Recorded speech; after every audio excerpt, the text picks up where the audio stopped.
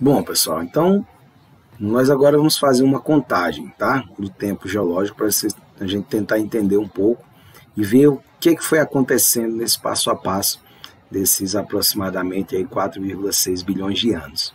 Então vejam, observem na tela, né, aqui nós vamos ter no canto superior esquerdo aqui o momento inicial, tá? De formação da Terra, 4 bilhões e 600 milhões de anos. E aqui do outro lado, nós temos um reloginho que vai contar o tempo em horas, tá? Fazendo uma comparação do tempo da Terra e do tempo como se fosse um relógio. E aqui nessas barrinhas, né, elas vão tomando cores diferentes. A partir daqui, ó, desse momento, nós vamos chegar até esse último ponto, que seria aí também a idade da Terra, tá? Então, vai contando para vocês irem vendo aí a passagem dos slides. Então aqui, né, iniciaremos a nossa viagem à meia-noite, né, 0 hora, tá aqui. Quando a Terra foi formada, 4,6 bilhões de anos. E o universo tinha cerca de 9 bilhões de anos, né? O universo tem 13,7 bilhões de anos, né, ou 14 bilhões de anos, se arredondarmos. Então, quando o universo tinha 9 bilhões de anos, a Terra começou a se formar. É como se a gente tivesse, né, na meia-noite, tá? E a partir daqui nós vamos contar 24 horas para entender como que se deram aí as fases, né, de evolução do planeta Terra. Então aqui, passados 22 minutos, né, aproximadamente 70 milhões de anos, a Terra sofrerá uma catastrófica colisão com um planeta chamado Theia, que resultará na destruição desse último, né? Theia era menor do que a Terra, devido aos processos de atração gravitacional, se choca com a Terra incandescente, né, muito quente ainda, e o planeta menor, Theia, é dizimado, né, é totalmente destruído, desintegrado. Parte dos destroços de Theia, né, estarão em órbita com a Terra e acabarão se aglutinando e formando a Lua, né, num processo que a geologia chama de Big Splash. Tá? Então a Lua, muita gente fala assim, a Lua foi um pedaço da Terra que se desagregou. Não, né, houve esse choque entre Theia e a Terra, né, de formação, e os fragmentos dela, que vão ficar em órbita da Terra devido ao processo de gravitação, né, a força gravitacional, ao longo dos anos, né, dos bilhões de anos, vão se aglutinar, formando a Lua que a gente conhece hoje, né, como satélite natural da Terra.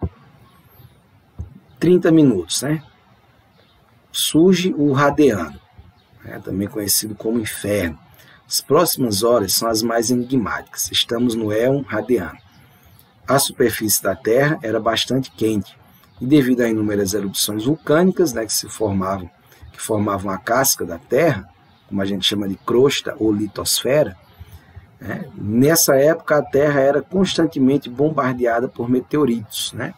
Não foram encontrados indícios de vida desse tempo. Então, é um período muito difícil de se datar por ser o primordial, né, os primeiros momentos de vida da Terra.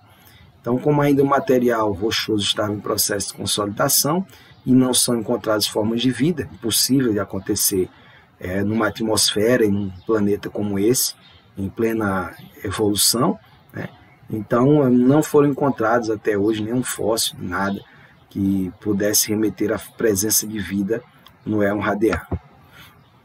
1 hora, né? Lembrem que a gente está seguindo um reloginho, né?